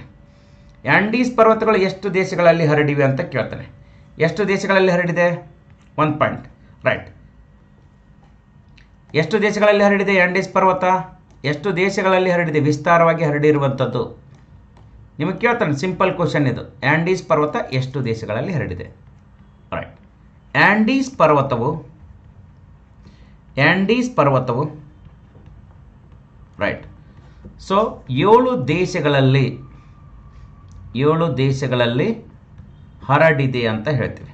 7 ದೇಶಗಳಲ್ಲಿ ಕಂಡು ಬರುವುದು. ಇಟ್ ಎಕ್ಸ್ಟೆಂಡ್ಸ್ ಇನ್ 7 ಕಂಟ್ರೀಸ್ ಅಂತ ಹೇಳ್ತೀವಿ. ಯಾವ್ಯಾವ 7 ದೇಶ, ವೆನಿಜುವೆಲಾದಿಂದ ಸ್ಟಾರ್ಟ್ ಆಗುತ್ತೆ, ವೆನಿಜುವೆಲಾ, ರೈಟ್. ಅದು ಆದಮೇಲೆ ಕೊಲಂಬಿಯಾ, ನೆಕ್ಸ್ಟ್ ಇಕ್ವೆಡಾರ್ ಅಂತ ಹೇಳ್ತೀವಿ, ಸರಿ. ನೆಕ್ಸ್ಟು ಪೆರು ದೇಶ, ನೆಕ್ಸ್ಟು ಸೊ ಬೋಲಿವಿಯಾ, ರೈಟ್. ಆಮೇಲೆ ಚೀಲಿ, ರೈಟ್, ಮತ್ತು ಅರ್ಜೆಂಟೈನಾ, ರೈಟ್. ಸೊ ಎಷ್ಟು 7 ದೇಶಗಳಲ್ಲಿ ನಮಗೇನು ಕಂಡು ಬರುತ್ತೆ, ಆ್ಯಂಡೀಸ್ ಪರ್ವತಗಳು ಕಂಡು ಬರೋದು. 7 ಅಲ್ಲ, 8 ಅಲ್ಲ, 7. ಇಟ್ ಲೈಸ್ ಇನ್ 7 ಕಂಟ್ರೀಸ್, ಓಕೆನಾ. 7 ಕಂಟ್ರೀಸ್, ಆಲ್ಮೋಸ್ಟ್ 7 ದೇಶಗಳಲ್ಲಿ ಕಂಡು ಬರೋದು. ಓಕೆ, ಅರ್ಜೆಂಟೈನಾದಲ್ಲಿ ಇಲ್ಲ, ಬ್ರೆಜಿಲಲ್ಲಿ ಕಂಡು ಬರಲ್ಲ ನಿಮಗೆ, ಆಲ್ಮೋಸ್ಟ್ ಸ್ವಲ್ಪ ಸ್ಟ್ರೆಚ್ ಕಡಿಮೆ ಇದೆ. Okay, right. ಸೊ ಅದಕ್ಕೆ 7 ದೇಶಗಳಲ್ಲಿ ಅಂತ ಕೂಡ ಹೇಳ್ತೀವಿ. ಸೊ ನೆಕ್ಸ್ಟ್ ನೋಡ್ರಿ, ಒಂದೊಂದು ನೋಡೋಣ. ನೋಡಿ, ಈ ಆ್ಯಂಡೀಸ್ ಪರ್ವತದ ಮಧ್ಯದಲ್ಲಿ ನಮಗೆ ಒಂದು ಪ್ರಸ್ಥಭೂಮಿ ಕಂಡು ಬರುತ್ತೆ. ಆ್ಯಂಡೀಸ್ ಪರ್ವತ ಮಧ್ಯದಲ್ಲಿ ಒಂದು ಪ್ರಸಿದ್ಧ ಪ್ರಸ್ಥಭೂಮಿ ಯಾವುದಪ್ಪ ಅಂದರೆ ಇಂಟರ್ಮಾಂಟ್ ಪ್ಲಾಟ್ಯೂ ಅಂತ ಹೇಳ್ತೀವಿ. ಯಾವುದು ಇಂಟರ್ಮಾಂಟ್ ಪ್ಲಾಟ್ಯೂ? ಆ್ಯಂಡೀಸ್ ಪರ್ವತಗಳ ಮಧ್ಯದಲ್ಲಿ ಕಂಡು ಬರುವಂಥ ಒಂದು ಪ್ರಸ್ಥಭೂಮಿ ಯಾವುದು ಅಂತ ಕೇಳಿದ್ರೆ ಬೋಲಿವಿಯಾ ಪ್ರಸ್ಥಭೂಮಿ ಅಂತ ಹೇಳ್ತೀವಿ. ಸೊ 2 ಮಡಿಕೆ ಪರ್ವತಗಳ ಮಧ್ಯದಲ್ಲಿ ಕಂಡು ಬರುವಂಥ ಒಂದು ಪ್ರಸ್ಥಭೂಮಿ ಯಾವುದಂದ್ರೆ ಯಾವ್ದು ಹೇಳಿ, ರೈಟ್. ಹಾಂ, ಸೊ ನೋಡಿ, ಈಗ ವೆರಿ ಇಂಪಾರ್ಟೆಂಟ್. ಸೊ ಒಂದು ನೆನ್ಪಿಟ್ಕೋಬೇಕು. ಓಕೆ, ಭಾಳ ಇಂಪಾರ್ಟೆಂಟ್ ಏನಪ್ಪ ಅಂದರೆ ಒಂದು ಬೋಲಿವಿಯನ್ ಪ್ಲಾಟ್ಯೂ ಅಂತ ಹೇಳ್ತೀವಿ. ಬೋಲಿವಿಯನ್ ಪ್ಲಾಟ್ಯೂ ನಿಮ್ಮ ಎಕ್ಸಾಮಲ್ಲಿ ಕೇಳ್ತಾ ಇರ್ತಾರೆ ನೋಡ್ರಿ ಯಾವಾಗಲೂ. ನೋಡಿ, ಇಂಥವು ಯಾವಾಗಲೂ ಮಿಸ್ ಮಾಡಬಾರ್ದು. ಬೋಲಿವಿಯನ್ ಪ್ರಸ್ಥಭೂಮಿ ಅಂತ ಹೇಳ್ತೀವಿ. ಯಾಂಥ ಪ್ರಸ್ಥಭೂಮಿ ಇದು? ಬೋಲಿವಿಯನ್ ಪ್ರಸ್ಥಭೂಮಿ. ಎರಡು ಮಡಿಕೆ ಪರ್ವತಗಳ ಮಧ್ಯದಲ್ಲಿ ಕಂಡುಬರುವಂಥ ಪ್ರಸ್ಥಭೂಮಿ. ಇದು ಒಂದು ಇಂಟರ್ಮಾಂಟ್ ಪ್ಲಾಟ್ಯೂ ಅಂತ ಹೇಳ್ತೇವೆ. ಒಂದು ನೆನ್ಪಿಟ್ಕೊಳ್ರಿ, ಇಂಟರ್ಮಾಂಟ್ ಪ್ಲಾಟ್ಯೂ ಪ್ರಸ್ಥಭೂಮಿ ಅಂದರೆ ಏನು? ಎರಡು ಮಡಿಕೆ ಪರ್ವತಗಳ ಮಧ್ಯದಲ್ಲಿ ಕಂಡುಬರುವುದು. ಅದಕ್ಕೆ ಒಂದು ಪ್ರಸಿದ್ಧವಾದ ಒಂದು ಪ್ರಸ್ಥಭೂಮಿ ಇಂಟರ್ಮಾಂಟ್ ಪ್ಲಾಟ್ಯೂ ಅಂತ ಹೇಳ್ತೀವಿ. ಯಾವುದು? ಬೋಲಿವಿಯಾ ಪ್ರಸ್ಥಭೂಮಿ. ಎರಡು ಮಡಿಕೆ ಪರ್ವತಗಳ ಮಧ್ಯೆ ಕಂಡುಬರುವಂಥ ಪ್ರಸ್ಥಭೂಮಿ. ಎರಡು ಮಡಿಕೆ ಪರ್ವತಗಳ ಮಧ್ಯ ಕಂಡುಬರುವಂಥ ಪ್ರಸ್ಥಭೂಮಿ. ಅದಕ್ಕೆ ನಾವು ಏನಂತ ಕರಿತೀವಿ? ಇಂಟರ್ಮಾಂಟ್ ಪ್ಲಾಟ್ಯೂ ಅಂತ ಕೂಡ ಹೇಳ್ತೀವಿ, ಕಂಡುಬರುವ ಪ್ರಸ್ಥಭೂಮಿ. ಅದಕ್ಕೆ ನಾವು ಇಂಟರ್ಮಾಂಟ್. ಈಗ ಇದಕ್ಕೆ ಎಕ್ಸಾಂಪಲ್ ತೆಗೆದುಕೊಂಡಾಗ, ಈ ರೀತಿ ಇಂಟರ್ಮಾಂಟ್ ಪ್ರಸ್ಥಭೂಮಿಗೆ ಉದಾಹರಣೆ ತೆಗೆದುಕೊಂಡಾಗ, ಯಾವ್ದ್ಯಾವ್ದು ಉದಾಹರಣೆ?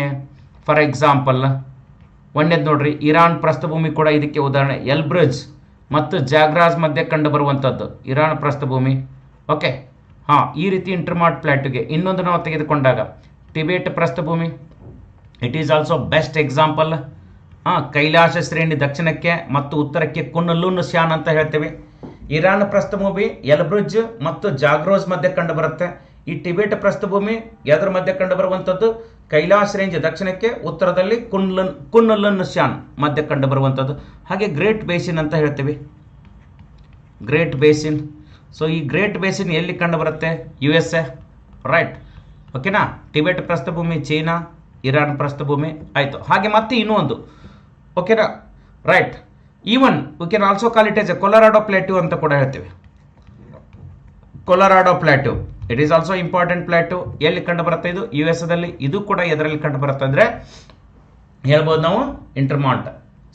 ಇದು ಗ್ರೇಟ್ ಬೇಸಿನ್ ಏನಪ್ಪ? ರಾಕಿ ಮಧ್ಯೆ, ರಾಕೀಸ್ ಅಂತ ಹೇಳ್ತೀವಿ.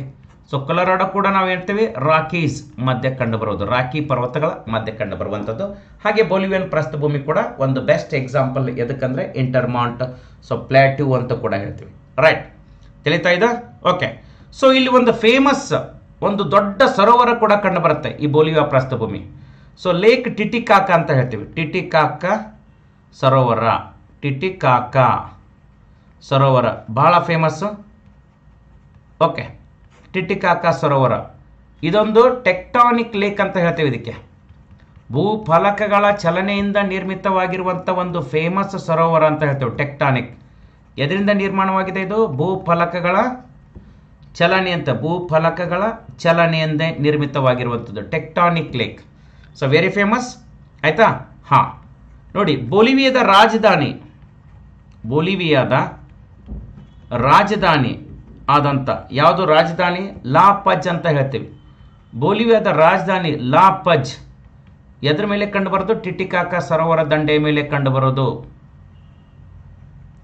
ಟಿಟಿಕಾಕ ಸರೋವರದ ದಂಡೆಯ ಮೇಲೆ ಕಂಡು ಬರೋದು, ಸರೋವರದ ಮೇಲಿದೆ ಅಂತ ಹೇಳ್ತೀವಿ.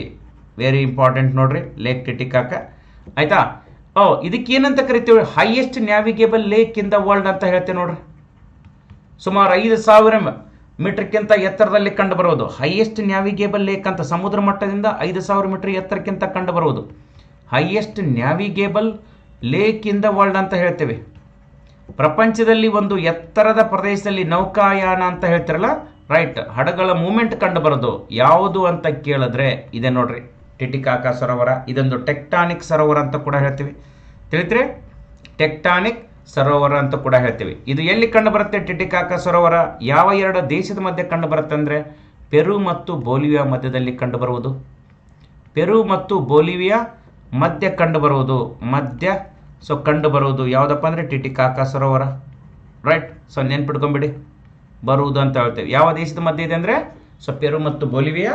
ಇದು ಯಾವುದರ ಭಾಗಪ್ಪ ಅಂದರೆ ಆಂಡೀಸ್ ಪರ್ವತದ ಭಾಗ ಅಂತ ಕೂಡ ಹೇಳ್ತೀವಿ. ಆಂಡೀಸ್ ಪರ್ವತದ ಭಾಗ. ಓಕೆ, ನೋಡಿ ಈಗ ನೆಕ್ಸ್ಟ್ ನೋಡಿ ಒಂದು ಸ್ವಲ್ಪ ಇಂಪಾರ್ಟೆಂಟ್. ಆಂಡೀಸ್ ಪರ್ವತದ ಎತ್ತರದ ಶಿಖರ ಯಾವುದು ಅಂತ ಕೇಳ್ತಾರೆ. ಆಂಡೀಸ್ ಪರ್ವತದ ಎತ್ತರದ ಶಿಖರ, ಆಂಡೀಸ್ ಪರ್ವತದ ಎತ್ತರದ ಶಿಖರ. ಎಸ್, ಈ ಆಂಡೀಸ್ ಪರ್ವತದ ಅತ್ಯಂತ ಎತ್ತರದ ಶಿಖರ ಅಂತ ತೆಗೆದುಕೊಂಡಾಗ ಯಾವುದು ಅಪ್ಪ ಅಂದರೆ Mount Aconcagua. Mount Aconcagua, Aconcagua ಅಂತ ಹೇಳ್ತೀವಿ. ಇದು ಚೀಲಿ ಮತ್ತು ಅರ್ಜೆಂಟೈನಾ ಮತ್ತು ಚೀಲಿ ಮಧ್ಯದಲ್ಲಿ ಕಂಡುಬರೋದು. ಅರ್ಜೆಂಟೈನಾ ಮತ್ತು ಚೀಲಿ ಮಧ್ಯದಲ್ಲಿ ಕಂಡುಬರುವಂಥದ್ದು ಚೀಲಿ, ರೈಟ್. ಮೌಂಟ್ ಅಕಾನ್ಕಾಗು ಅಂತ ಹೇಳ್ತೀವಿ ನೋಡ್ರಿ. ಸೊ ವೆರಿ ಇಂಪಾರ್ಟೆಂಟ್, ಇದು ಹೈಯೆಸ್ಟ್ ಪೀಕ್ ಅಂತ ಹೇಳ್ತೀವಿ. ಇದು ಏನಪ್ಪ ಅಂದರೆ ಮೌಂಟ್ ಅಕಾನ್ಕಾಗುವ ನಾವು ತೆಗೆದುಕೊಂಡಾಗ ದಕ್ಷಿಣಾರ್ಧಗೋಳದ ಅತ್ಯಂತ ಎತ್ತರದ ಶಿಖರ ಅಂತ ಕೂಡ ಹೇಳ್ಬೋದು.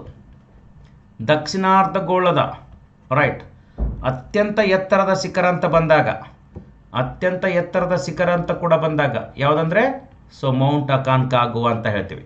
ಸೊ ಇದೊಂದು ಲುಪ್ತ ಜ್ವಾಲಾಮುಖಿ ಶಿಖರ ರೈಟ್. ಜಗತ್ತಿನ ಅತ್ಯಂತ ಎತ್ತರದ ಜ್ವಾಲಾಮುಖಿ ಪರ್ವತ ಅಂತ ಹೇಳ್ತೀವಿ. ಯಾಕಂದರೆ ಇದು ಎಕ್ಸ್ಟಿಂಕ್ಟ್ ಆಗಿದೆ, ಎಕ್ಸ್ಟಿಂಕ್ಟ್ ವೋಲ್ಕ್ಯಾನೋ ಅಂತ ಹೇಳ್ತೀವಿ ಇದಕ್ಕೆ. ಎಕ್ಸ್ಟಿಂಕ್ಟ್ ಅಪ್ಪ ಅಂದರೆ ಸೊ ಒಂದು ಸಲ ಸ್ಫೋಟ ಆಗಿದೆ, ಇನ್ನೂವರೆಗೆ ನಾಗರಿಕತೆಯಿಂದ ನಾವು ತೆಗೆದುಕೊಂಡಾಗ ಸ್ಫೋಟವಾಗಿಲ್ಲ. ಎಕ್ಸ್ಟಿಂಕ್ಟ್ ವೋಲ್ಕ್ಯಾನೋ ಅಂತ ಹೇಳ್ತೀವಿ. ಸೊ ಜಗತ್ತಿನ ಅತ್ಯಂತ ಎತ್ತರದ ಜ್ವಾಲಾಮುಖಿ ಶಿಖರ ಅಂತ ಹೇಳಿದಾಗ ಯಾವುದೋ ಕ್ವಶನ್ ಕೇಳಿದ್ರೆ ಅತ್ಯಂತ ಎತ್ತರದ ಜ್ವಾಲಾಮುಖಿ ಶಿಖರ ಏನು ಕೇಳಿಲ್ಲ, ಆಕ್ಟಿವ್ ಕೇಳಿಲ್ಲ, ಏನು ಕೇಳಿಲ್ಲಪ್ಪ ಅಂದರೆ ಯಾವುದು ಅಂತ ಕೇಳಿದ್ರೆ so mount Aconcagua. So this is very very very very important ಅಂತ ಹೇಳ್ತೀವಿ ರೈಟ್. ಹಾಂ, ಅದು ಆದಮೇಲೆ ಸೊ ಈ ಆ್ಯಂಡೀಸ್ ಪರ್ವತದಲ್ಲಿ ಎತ್ತರದ ಶಿಖರ ಬಂತು.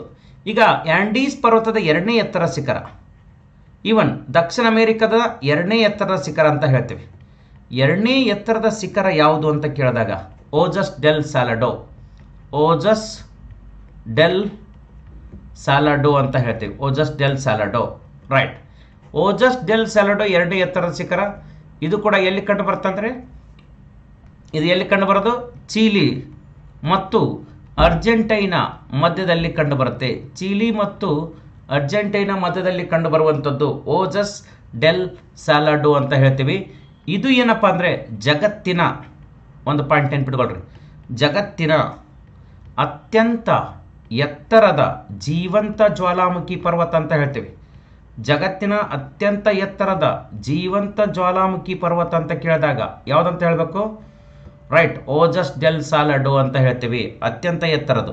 ಓಕೆ, ಇದು ಆದಮೇಲೆ ಅನೇಕ ಜೀವಂತ ಜ್ವಾಲಾಮುಖಿಗಳು ಕೂಡ ಕಂಡು ಬರುತ್ತೆ ಆಯ್ತಾ. ಆಮೇಲೆ ಇದು ಏನು ಹೇಳ್ಬೋದು? ಓಜಸ್ ಡೆಲ್ ಸಾಲಡೋ ದಕ್ಷಿಣಾರ್ಧಗೋಳದ ಎರಡನೇ ಎತ್ತರದ ಶಿಖರ. ಇನ್ನೊಂದು ಪಾಯಿಂಟ್ ನೆನ್ಪಿಟ್ಕೊಳ್ರಿ, ದಕ್ಷಿಣಾರ್ಧಗೋಳದ ಸದರ್ನ್ ಹೆಮಿಸ್ಫಿಯರ್ದ ಎರಡನೇ ಎತ್ತರದ ಶಿಖರ ಓಜಸ್ ಡೆಲ್ ಸಾಲಡೋ ರೈಟ್. ಇದೊಂದು ಜೀವಂತ ಜ್ವಾಲಾಮುಖಿ ಪರ್ವತ ಅಂತ ಹೇಳ್ತೇವೆ. ಅನೇಕ ಜೀವಂತ ಜ್ವಾಲಾಮುಖಿ ಪರ್ವತಗಳನ್ನು ಕೂಡ ನಾವು ಇಲ್ಲಿ ನೋಡ್ಬೋದು ರೈಟ್. ಓಕೆ, ಇನ್ನು ಇದು ಆದಮೇಲೆ ಮತ್ತೆ ಯಾವ್ದು ಬರುತ್ತೆ ಅಂದರೆ, ಫಾರ್ ಎಕ್ಸಾಂಪಲ್ ನೋಡಿ, ಮೌಂಟ್ ಕೆಟಪಾಕ್ಸಿ ಅಂತ ಹೇಳ್ತೀವಿ. ಒಂದೊಂದ್ಸಲ ಬುಕ್ಕಲ್ಲಿ ಏನು ಕೊಟ್ಟಿದ್ದಾನೆ, Cotopaxi is the highest active volcanic peak in the world. But ನಾವು ತೆಗೆದು ನೋಡಿದಾಗ ಈಗ ಓಜಸ್ ಡೆಲ್ ಸಾಲಡೋ ಇದೆ ಅತ್ಯಂತ ಎತ್ತರದ್ದು. ಮೌಂಟ್ ಕೆಟಪಾಕ್ಸಿ ನೋಡಿ, ಕೆಟಪಾಕ್ಸಿ ಅಂತ ಹೇಳ್ತೀವಿ. ಓಕೆ, ಹಾಂ. ಮತ್ತು ಮೌಂಟ್ ಚಿಂಬರಾಜು, ವೆರಿ ಇಂಪಾರ್ಟೆಂಟ್, ಚಿಂಬರಾಜು ಅಂತ ಕೂಡ ಹೇಳ್ತೀವಿ. ಇವು ಎರಡೂ ಎಲ್ಲಿ ಕಂಡು ಬರುತ್ತೆ ಅಂದರೆ ಈಕ್ವೆಡರ್ ದೇಶದಲ್ಲಿ ಕಂಡು ಬರುವಂಥದ್ದು. ಇವು ಎರಡೂ ಎಂಥ ಪರ್ವತಪ್ಪ ಅಂದರೆ ಸೊ ಜೀವಂತ ಜ್ವಾಲಾಮುಖಿ ಪರ್ವತಗಳು, ಆಕ್ಟಿವ್ ವೋಲ್ಕ್ಯಾನೋಸ್ ಜೀವಂತ ಸೊ ಜ್ವಾಲಾಮುಖಿ ಪರ್ವತಗಳಂತ ಹೇಳಿದಾಗ ಮೌಂಟ್ ಕೆಟಪಾಕ್ಸಿ ಮತ್ತು ಸೊ ಚಿಂಬರಾಜು ಅಂತ ಹೇಳ್ತೀವಿ. ಸುಮಾರು 35 ಈವನ್ 40ಕ್ಕಿಂತಲೂ ಹೆಚ್ಚು ಜೀವಂತ ಜ್ವಾಲಾಮುಖಿ ಈ ಆ್ಯಂಡೀಸ್ ಪರ್ವತದಲ್ಲಿ ಕಂಡು ಬರುತ್ತೆ. 40ಕ್ಕಿಂತಲೂ ಜೀವಂತ ಜ್ವಾಲಾಮುಖಿಗಳು. ಮತ್ತು ಅದು ಬಿಟ್ಟು ಬೇರೆದಿದೆ, ಲುಪ್ತ ಸುಪ್ತ ಅದು ಕೂಡ ಬೇರೆದಿದೆ. ಬಟ್ ಸೊ ಈ ಕೆಟಪಾಕ್ಸಿ ಮತ್ತು ಚಿಂಬರಾಜು ಈಕ್ವೆಡರ್ ದೇಶದಲ್ಲಿ ಕಂಡು ಬರುವಂಥ ಒಂದು ಜೀವಂತ ಜ್ವಾಲಾಮುಖಿ ಪರ್ವತಗಳಂತ ಹೇಳ್ತೀವಿ. ಜೀವಂತ ಜ್ವಾಲಾಮುಖಿ ಪರ್ವತಗಳು ರೈಟ್. ಇಷ್ಟು ನೆನ್ಪಿಟ್ಕೊಳ್ರಿ, ಓಕೆನಾ. ಹಾಂ, ಸೊ ಈ ಆ್ಯಂಡೀಸ್ ಪರ್ವತಗಳಲ್ಲಿ ಸಾಮಾನ್ಯವಾಗಿ ನಾವು ಏನು ನೋಡ್ತೇವೆ? ಅತ್ಯಂತ ಒಂದು ಬಲಹೀನ ವಲಯ ಅಂತ ಕೂಡ ಹೇಳ್ತೀವಿ. ಸೊ ಆ್ಯಂಡೀಸ್ ಪರ್ವತಗಳಲ್ಲಿ ನಾವೇನು ನೋಡ್ತಾ ಇದ್ದೀರಿ? ಸಾಮಾನ್ಯವಾಗಿ ಪರ್ವತಗಳಲ್ಲಿ ಸಾಮಾನ್ಯವಾಗಿ ಭೂಕಂಪಗಳು ಮತ್ತು ಸಾಮಾನ್ಯವಾಗಿ ಏನಪ್ಪ ಅಂದರೆ ಭೂಕಂಪಗಳು, ವೀಕ್ ಲ್ಯಾಂಡ್ ಇದೆ, ಭೂಕಂಪಗಳು ಅಂತ ಹೇಳ್ತೀವಿ. ಭೂಕಂಪಗಳು ಮತ್ತು ಸೊ ಜ್ವಾಲಾಮುಖಿಗಳು ಸಂಭವಿಸುತ್ತವೆ. ಸಾಮಾನ್ಯವಾಗಿ ಕಂಡು ಬರುತ್ತೆ ಜ್ವಾಲಾಮುಖಿಗಳು, ಯಾಕಂದರೆ ವೀಕ್ ಲ್ಯಾಂಡ್ ಇದೆ, ಸಂಭವಿಸುತ್ತವೆ ಅಂತ ಕೂಡ ಹೇಳ್ತೀವಿ. So commonly volcanoes and earthquakes are occur in this Andes range right. So next ನೋಡ್ರಿ, ನೆಕ್ಸ್ಟ್ ಇಂಪಾರ್ಟೆಂಟ್, ಮೂರನೇ ಇಂಪಾರ್ಟೆಂಟ್ ಯಾವುದು ಅಂತ ಕೇಳಿದಾಗ ದ ಸೆಂಟ್ರಲ್ ಪ್ಲೇನ್ಸ್ ನೋಡಿ, ಸೆಂಟ್ರಲ್ ಪ್ಲೇನ್ಸ್ ಅಂತ ಹೇಳ್ತೀವಿ, ಮಧ್ಯದ ಮೈದಾನಗಳು. ಇದು ಯಾವುದ್ರ ಮಧ್ಯೆ ಕಂಡು ಬರುತ್ತೆ? ಈಸ್ಟರ್ನ್ ಹೈಲ್ಯಾಂಡ್ಸ್ ಮತ್ತು ಆ್ಯಂಡೀಸ್ ಮಧ್ಯೆ ಕಂಡುಬರುವಂಥ ಒಂದು ಮೈದಾನಗಳಂತ ಹೇಳ್ತೇವೆ ನೋಡ್ರಿ. ಓಕೆನಾ? ಇದು ಯಾವುದ್ರ ಮಧ್ಯೆ ಕಂಡುಬರುವುದು? ಸೆಂಟ್ರಲ್ ಪ್ಲೇನ್ಸ್ ಅಂತ ಬಂದಾಗ ಯಾವುದ್ರ ಮಧ್ಯೆ ಇದೆ? ಇವುಗಳು ಅಂದರೆ ಮೈದಾನಗಳು, ಸೆಂಟ್ರಲ್ ಮಧ್ಯದ ಮೈದಾನಗಳು ಆ್ಯಂಡೀಸ್ ಪರ್ವತಗಳು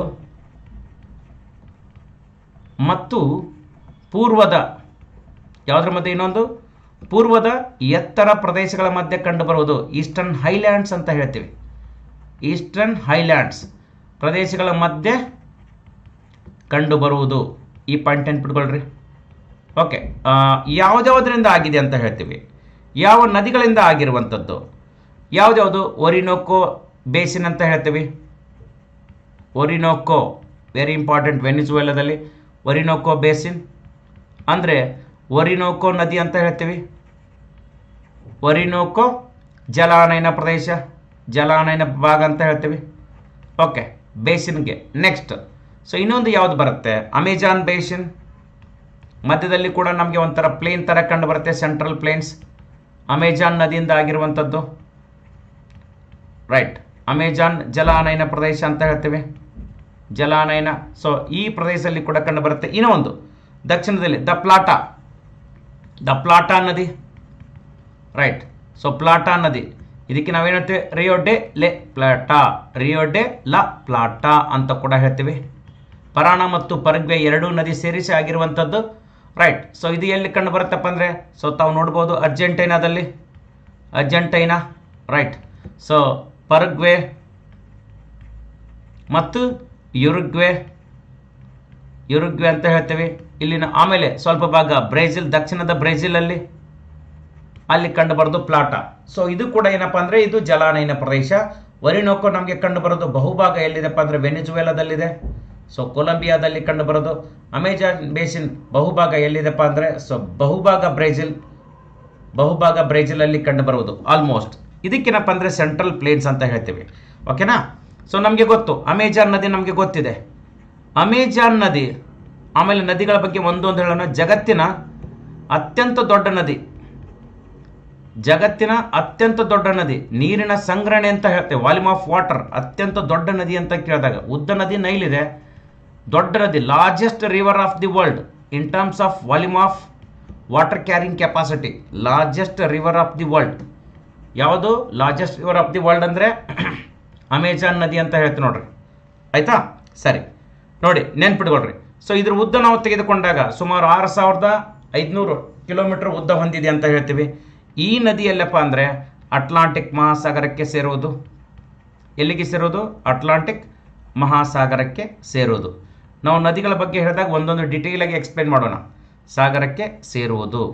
ರೈಟ್, ಸೊ ಇದನ್ನು ನೆನ್ಪಿಟ್ಕೊಳ್ರಿ. ಈ ಒರಿನೋಕೋ ನದಿ ಇದೆಯಲ್ಲ, ಸೊ ಇದು ಎಲ್ಲಿ ಸೇರುವುದಪ್ಪ ಅಂದರೆ ಇದು ಕೂಡ ಎಲ್ಲಿ ಸಿಗುತ್ತೆ? ರೈಟ್, ಕರೇಬಿಯನ್ ಸಿ ಅಂತ ಹೇಳ್ತೀವಿ. ಕರೇಬಿಯನ್ ಸಮುದ್ರ. ಇದು ಕೂಡ ಯಾವುದರ ಭಾಗ? ಅಟ್ಲಾಂಟಿಕ್ ಮಹಾಸಾಗರ, ಅಟ್ಲಾಂಟಿಕ್ ಸಾಗರ ಅಂತ ಹೇಳ್ತೀವಿ.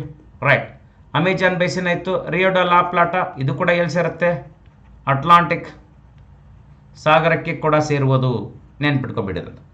ಸೊ ಲಾಸ್ಟ್ ಇಂಪಾರ್ಟೆಂಟ್ ಏನಪ್ಪ ಅಂದರೆ ಈಸ್ಟರ್ನ್ ಹೈಲ್ಯಾಂಡ್ಸ್ ಅಂತ ಹೇಳ್ತೀವಿ. Eastern Highlands is very very important ಭೌಗೋಳಿಕ ಲಕ್ಷಣದಲ್ಲಿ. ಪೂರ್ವದ ನೋಡಿ the eastern Highlands, eastern Highlands. Right, eastern Highlands ಅಂದರೆ ಏನು? ಪೂರ್ವದ ಎತ್ತರದ ಪ್ರದೇಶಗಳು. Very important. ಖನಿಜ ಸಂಪನ್ಮೂಲಗಳಲ್ಲಿ ಶ್ರೀಮಂತವಾಗಿರುವಂಥದ್ದು ಪೂರ್ವದ ಎತ್ತರ ಪ್ರದೇಶ. ಎತ್ತರ ಪ್ರದೇಶ. ಈ ಪ್ರದೇಶ ಎದಕ್ಕೆ ಪ್ರಸಿದ್ಧಪ್ಪ ಅಂದರೆ ಖನಿಜ ಸಂಪನ್ಮೂಲಗಳಿಗೆ ಬಹಳ ಪ್ರಸಿದ್ಧ ಅಂತ ಹೇಳ್ತೀವಿ. ಸೊ ನೆನ್ಪಿಟ್ಕೊಳ್ರಿ. ಎಲ್ಲಿಂದ ಎಲ್ಲಿವರೆಗೆ ಹರಡಿದೆ ಅಂದರೆ ಗಯಾನಾ ದೇಶದಿಂದ ಹಿಡಿದು, ಯಾವ ದೇಶದಿಂದ? ಗಯಾನಾ ದೇಶದಿಂದ ಹಿಡಿದು ಅಪ್ ಟು ಎಲ್ಲಿವರೆಗಿದೆ? ರೈಟ್, ಗಯಾನಾ ದೇಶದಿಂದ ಹಿಡಿದು ಎಲ್ಲಿವರೆಗೆ ಸ್ಟಾರ್ಟ್ ಆಗುತ್ತೆ? ಬ್ರೆಜಿಲ್ ದೇಶ. ಆಲ್ಮೋಸ್ಟ್ ಬ್ರೆಜಿಲ್ನ ಬಹುಭಾಗ. ಸೊ ಬ್ರೆಜಿಲ್ನ ಪೂರ್ವದ ಬಹುಭಾಗ ಯಾವುದ್ರಪ್ಪ ಅಂದರೆ ಪೂರ್ವದ ಭಾಗ. ಬಹುಭಾಗ ಅಂದರೆ ಪೂರ್ವದ ಭಾಗ. ರೈಟ್, ಸೊ ಪೂರ್ವದ ಭಾಗದವರೆಗೆ ಹರಡಿದೆ ಅಂತ ಹೇಳ್ತೀವಿ. ರೈಟ್, ಇದೊಂದು ನೆನ್ಪಿಟ್ಕೊಳ್ರಿ. ಎಲ್ಲಿಂದ ಎಲ್ಲಿವರೆಗೆ? ಗಯಾನಾ ದೇಶದಿಂದ ಹಿಡಿದು ಸೊ ಬ್ರೆಜಿಲ್ ದೇಶ, ಫ್ರೆಂಚ್ ಗಯಾನ ಆಗಿರ್ಬೋದು, ಸುರಿನಾಮ್ ಆಗಿರ್ಬೋದು, ಅದರ ಜೊತೆಯಾಗಿ so normal Guyana, French Guiana, Suriname ಮತ್ತು ಬ್ರೆಜಿಲ್ಗಳಲ್ಲಿ ಕೂಡ ಕಂಡುಬರುವುದು ಅಂತ ಹೇಳ್ತೀವಿ. ರೈಟ್, ಸೊ ನೆನ್ಪಿಟ್ಕೊಂಡ್ಬಿಟ್ಟಿದ್ದು ಈಸ್ಟರ್ನ್ ಹೈಲ್ಯಾಂಡ್ಸ್. ಈವನ್ ಆಯಿತಾ? ಸೊ ಏಂಜಲ್ ಫಾಲ್ಸ್ ಅಂತೂ ಕೂಡ ಹೇಳಿದ್ದೀವಿ, ಅದು ಜಗತ್ತಿನ ಎತ್ತರದ ಒಂದು ಯಾವುದಪ್ಪ ಅಂದರೆ ಜಲಪಾತ, ಅದು ಕಂಡು ಬರ್ತು ವೆನಿಜುವೆಲಾ ದೇಶದಲ್ಲಿ. ಮುಂದೆ ಇಂಥ ಜಲಪಾತಗಳ ಬಗ್ಗೆನೂ ಕೂಡ ಒಂದೊಂದು ಸ್ಟಡಿ ಮಾಡೋಣ, ರೈಟ್. ಸೊ ನೆನ್ಪಿಟ್ಕೊಂಡ್ಬಿಟ್ರಿ ಇದಂತ. ಸೊ ಈ ಈಸ್ಟರ್ನ್ ಹೈಲ್ಯಾಂಡ್ಸ್ ಎದಕ್ಕೆ ಪ್ರಸಿದ್ಧವಾಗಿದೆ ಅಂದರೆ ಖನಿಜ ಸಂಪನ್ಮೂಲಗಳಿಗೆ ಪ್ರಸಿದ್ಧವಾಗಿದೆ ಅಂತ ಹೇಳ್ತೀವಿ. ಖನಿಜ ಸಂಪನ್ಮೂಲಗಳಿಗೆ ಪ್ರಸಿದ್ಧವಾಗಿದೆ, ರೈಟ್. ಓಕೆ, ಹಾಂ. ಸೊ ಅದಕ್ಕೆ ಐರನ್ ಓರ್ ಹೇರಳವಾಗಿ ಸಿಗತ್ತೆ ಇಲ್ಲಿ, ಓಕೆನಾ. ಮತ್ತೆ ಅನೇಕ ಖನಿಜ ಸಂಪನ್ಮೂಲಗಳು ಈ ಪ್ರದೇಶದಲ್ಲಿ ಕಂಡು ಬರುತ್ತೆ. ಹೀಗಾಗಿ ಸೊ ಇದು ಎಲ್ಲ ಏನಪ್ಪಾ ಅಂದರೆ, ಸೊ ದಕ್ಷಿಣ ಅಮೆರಿಕದ ಭೌಗೋಳಿಕ ಲಕ್ಷಣ ಬಗ್ಗೆ ಒಂದು ಬ್ರೀಫ್ ಇಂಟ್ರೊಡಕ್ಷನ್. ಇದು ಎಲ್ಲಿ ಕೊಟ್ಟಿದೆ ಅಂದರೆ 6th ಸ್ಟ್ಯಾಂಡರ್ಡ್ NCERT ಬುಕ್ಕಲ್ಲಿ ಕೊಟ್ಟಿದ್ದು, 6th ಸ್ಟ್ಯಾಂಡರ್ಡ್ NCERT ಬುಕ್ಕಲ್ಲಿ ಕೊಟ್ಟಿರುವುದು ಅಂತ ಕೂಡ ನಾವು ಹೇಳ್ತೀವಿ, ರೈಟ್. ಸೊ ನೆಕ್ಸ್ಟ್ ಕ್ಲಾಸಲ್ಲಿ ನಾವು ಇದರ ಕ್ಲೈಮೇಟ್ ನೋಡೋಣ, ದೇಶಗಳ ಬಗ್ಗೆ ನೋಡೋಣ, ಒಂದೊಂದು ನದಿಗಳ ಬಗ್ಗೆ ನೋಡೋಣ, ರೈಟ್. ಸಾಗರಗಳ ಬಗ್ಗೆ ಮತ್ತೆ ಸಮುದ್ರ ಏನಿದೆ, ರೈಟ್. ಹಾಗೆ ಮತ್ತೆ ನಾವು ಇಲ್ಲಿ ಕಂಡು ಬರುವಂಥ ಖನಿಜ ಸಂಪನ್ಮೂಲಗಳು ಮತ್ತು ಹುಲ್ಲುಗಾವಲುಗಳು, ಸೊ ಯಾವ ರೀತಿ ಕ್ಲೈಮೇಟ್ ಇದೆ, ಇಕ್ವೆಟೋರಿಯಲ್ ಕ್ಲೈಮೇಟ್ ಅಂದರೆ ಏನು, ಸವನ್ನಾ ಕ್ಲೈಮೇಟ್ ಅಂದರೆ ಏನು, ಮೆಡಿಟರೇನಿಯನ್ ಕ್ಲೈಮೇಟ್ ಅಂದರೆ ಏನು. ಸೊ ಈ ಖಂಡದ ಬಗ್ಗೆ ಡೀಟೇಲ್ ಆಗಿ ಮುಂದಿನ ತರಗತಿಗಳನ್ನು ಅಧ್ಯಯನ ಮಾಡೋಣ, ಓಕೆನಾ, right. So this is about today's class. Thank you very much. So ಎಲ್ಲರಿಗೂ ಧನ್ಯವಾದಗಳು.